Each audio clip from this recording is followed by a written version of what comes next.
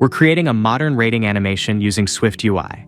We're building a dynamic progress bar with smooth animation and soft gradient. Let's start with progress bar. Here I'm using Geometry Reader because we want the progress to adapt to any screen size. Then we multiply that width by the progress value. If progress is 0.5, that means 50%. So we take 50% of the available width. Next, we create a rounded rectangle. Inside it, we use a linear gradient. The gradient goes from yellow, mixed with pink, to green. The idea is simple. Yellow represents a weak experience. Green represents a very good experience. But the important part is the mask controls what we see. We place another rounded rectangle and give it a width equal to the calculated progress. This means only part of the gradient is visible. If progress is 30%, only 30% of the gradient shows. The rest stays hidden. But the edge looks sharp, and we can simply fix it with blur. Makes the edge soft and smooth.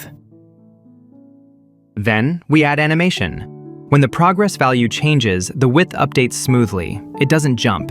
It feels natural and clean. By the way, if you want to talk through your project, you can book a free 15-minute call with me.